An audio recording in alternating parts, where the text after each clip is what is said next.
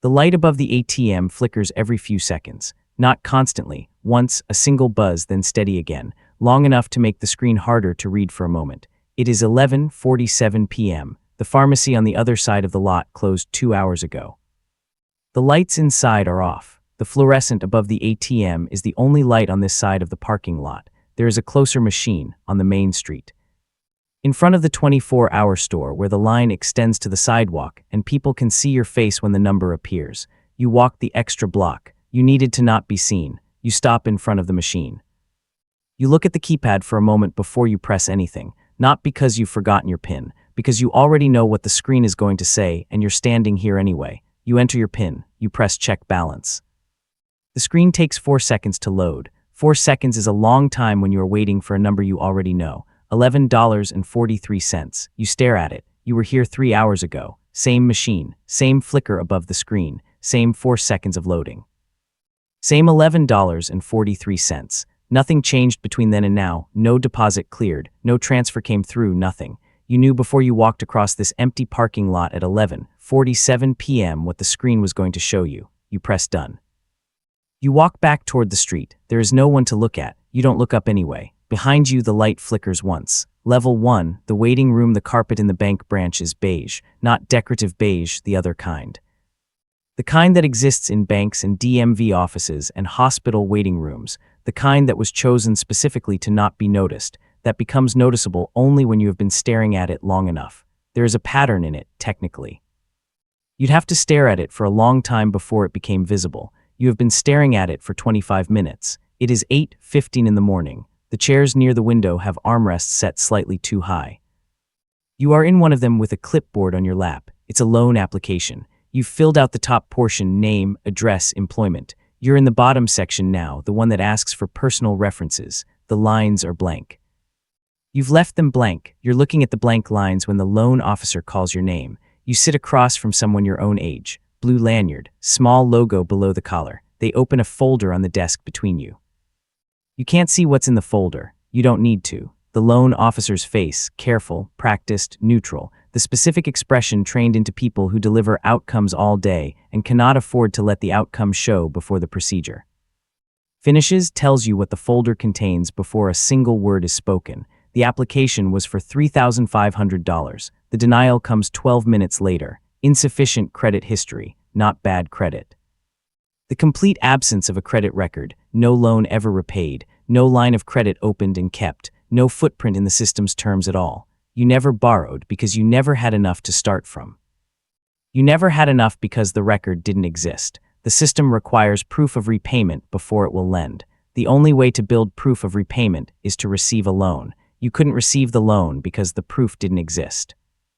The proof didn't exist because you couldn't receive the loan. The loan officer explains this with an even voice. They ask if you have a cosigner. You don't. They ask about collateral. There isn't any. The folder closes. They tell you that you're welcome to reapply once you've had a chance to build your credit profile. You thank them. You leave. In the parking lot, you sit in your car, both hands on the steering wheel, engine off. The radio does not come on because you haven't started the car. You are not on your phone. You are not crying. You sit in a parking lot outside a bank branch for 4 minutes, looking at nothing specific through the windshield. Not moving before you start the engine. The radio comes on automatically when you turn the key. You turn it off before the first word of whatever was playing. You merge onto the highway in silence. The credit system requires a record of repayment to issue credit. The record can only be built by receiving credit. For people without a file, without a cosigner, without collateral, without a footprint, the door opens from the inside only. The waiting room outside it is not a temporary holding space between where you are and where you're going. For people without a file, the waiting room is the system functioning correctly. The system is not broken. The verdict it produced was not personal. The system is incapable of personal. You thanked it. The file was empty. The system processed it exactly as designed. Neither of those things made the 4 minutes shorter. Level 2, the arrival. The glass is in your hand. It is a Saturday night, 8 months later. You're at a bar with 2 coworkers, people from the new job, the one you got 4 months after the parking lot. Exposed brick on one wall. Chalkboard menu above the bar. The low ambient sound of a room that's full without being crowded. The 3 of you have been here 90 minutes. The conversation started somewhere work adjacent and ended somewhere else entirely, following its own logic, the way good conversations do when no one is managing them. Both of them are easy to be around. There is no calculation required to sit at this table. Someone suggested another round. The drinks are $23 each. You said yes. You said it without looking at your phone first. You have never done that before. Not once in the year before this job did you agree to an additional expense without confirming the number on a screen first. Tonight you said yes the way they said yes. It felt for a moment like participating rather than deciding. The drinks arrived. You picked yours up. And now you're looking at the other two people at the table. Neither of them is calculating anything. They ordered without hesitation and now they're here. In a bar on a Saturday night with a drink in front of them, and that appears to be the complete event. No math running in the background. No conversion happening silently. They're just two people with a drink on a Saturday. You have $1. $847 in your account. You have $2,400 coming in 8 days. You just ordered a $23 drink without checking first. There is no rational reason to run the numbers. The numbers ran anyway, 79. That's how many $23 drinks fit between your account balance and the next paycheck. You did not decide to run that calculation. You did not ask it to run. It ran before you could stop it, the way it has always run, in the space between a purchase and the certainty that the purchase was safe. The number changed. The calculation ran the same way. You look across the table. You don't know if it showed on your face. Your account 2 months ago was $11.43. Now it is $1,847. The crisis ended. The paycheck lands at 12:01 a.m. every Tuesday, an exact time you know the way some people know when sunrise happens. By every reasonable measure, the situation resolved. The behavior installed by the situation did not receive the resolution. It was built by conditions that no longer exist. The conditions changed. The calculation was not informed of the change. The round ends, you split the bill. You don't look at the total when it arrives. On the walk to your car, 2 blocks, the kind of night where the air is the right temperature and there's no reason to hurry, you think about how close you came to checking your balance under the table before you said yes to the round. You didn't check it, but the thought was there. You noticed the thought. That part is new, not the thought itself, but catching it in motion. The checking impulse running in a context where the check isn't necessary, noticing what it is. The money arrived, it fixed the number. What the number had already built inside the calculation, the money had no instructions to touch.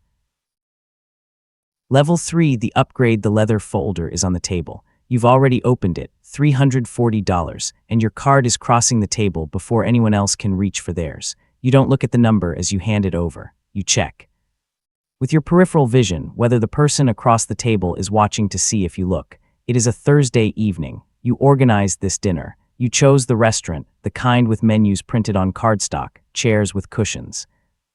A bottle of still water on the table that costs $9. You made the reservation 4 days ago under your name. Across from you, 2 people from a company you want to work with, not colleagues yet, potential. You've done the research, their revenue. Their bottleneck, the inefficiency named in their last press profile. The conversation ran through the right territory. Their problem, your solution, enough evidence of competence without overclaiming. You let them carry more of the talking. You surfaced your position carefully in the gaps. Both of them leaned forward at the right moments. When the wine list came, you spent 11 seconds with it. You ordered the second most expensive bottle, not the least expensive. The least expensive signals constraint, and you cannot signal constraint at this table. Not the most expensive signals something else, a performance too visible to be read as ease. Second most expensive is the selection that communicates comfort with the range, without announcing that you scan the range before choosing. You built the signal in 11 seconds and handed the menu back with a still face. The whole evening was constructed this way. Every exchange built the scene that would read correctly from the outside. The person who chose this restaurant, ordered the wine, paid without looking. The version of yourself you are still building performed it tonight, in front of people who don't know the distance between the performance and where it started. The colleagues thank you for dinner. It was a pleasure. You say it was nothing. $340 is not nothing. The wine selection was a calculation. The card going across the table without a glance was a second calculation, about what the glance would communicate if the wrong person saw it. At this level, money carries a secondary language. Every purchase is a sentence in that language. The dinner is not a dinner, It's a down payment on a relationship you're not certain of yet, paid at a price point selected for what it signals, not what it costs. You are learning the grammar of it in real time, at your own expense, in front of people who may already be fluent. They leave. You watch through the restaurant window until they're out of sight. Then you open the leather folder again. You look at $340 this time. You put the folder back on the table. You sit in a restaurant where a bottle of water costs $9, alone, the last person at a table you reserved.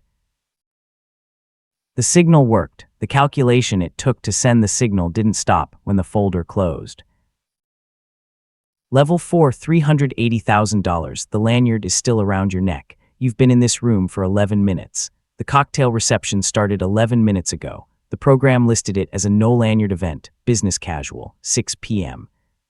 No badges at the bar. It was clearly noted. You noticed it when you walked in. The lanyard is still on because removing it would require deciding, in the center of a hotel ballroom full of people who seem to know where they are.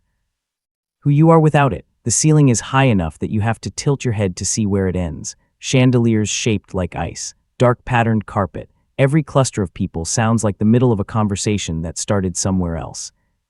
Before you arrived without you, the room is full of people performing ease, a specific practiced ease that runs at a high budget. You have been holding a glass of wine for 11 minutes. You haven't drunk it, across the room.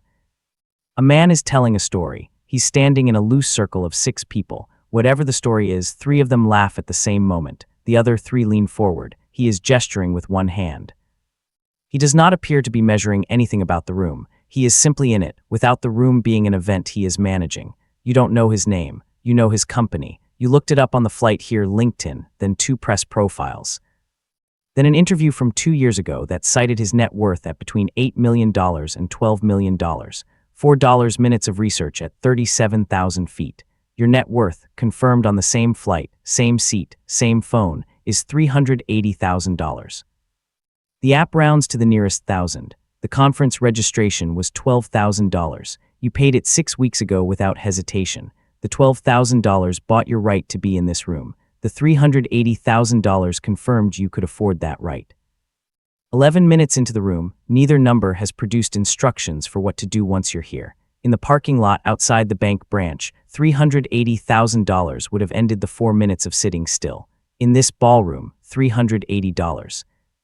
0 is the distance between you and the man telling the story, and the distance runs in the wrong direction. The reference class expanded with every dollar you added. You are $380,000 further than you were at $0. You are $9,620. 0 short of where the comparison is now pointing. The floor kept rising with you. Someone is always further ahead. The room always contains them. Someone approaches you. They work in an adjacent field and saw your name on the attendee list. 3 minutes, the morning keynote, what it got right, the panel tomorrow, the layout of the breakout rooms on the 2nd floor. They excuse themselves to find someone they spotted across the room. You watch them go. You look at the man who told the story. He is in a different conversation now. He still hasn't looked in your direction. You drink the wine. It was included in the registration. The $12,000 covered admission. Belonging was not in the packet. There wasn't a line for belonging. Level 5, the quiet 6:14 a.m. The phone is already in your hand. The balance across all accounts, checking, savings, investments, the business entity, is $1,400,247. The app rounds to the nearest thousand. You look at the number. You put the phone face up on the nightstand. You already knew what it would say. You checked last night. The house sits far enough from its neighbors that no one else's morning reaches this room. No alarm bleeding through a shared wall. No car backing out of a driveway. No sound of anyone else's routine. You bought this. It wasn't a line item on the mortgage application, but it was on the list you wrote at 25 in handwriting that was smaller and faster than it is now. On a night when the carpet in the bank branch waiting room was still the color of everything you were working toward leaving, the silence was on the list. The $1,400,247 was on the list. The house was on the list. Everything you are lying in was on the list. The checking ritual that started at 11:47 p.m. in an empty parking lot. It ran at a bar when 79 drink units of account balance converted themselves without permission. It ran at a restaurant behind a face that held still while a card crossed a table. It ran at cruising altitude before a $12,000 conference. It runs at 6:14 a.m. in a house where the silence cost money. The number climbed from $11.43 to $1,400,247. The gesture did not change once. At $11.43, the vigilance was loud. It announced itself. In the 4 seconds an ATM screen took to load, in the 4 minutes of sitting in a parked car.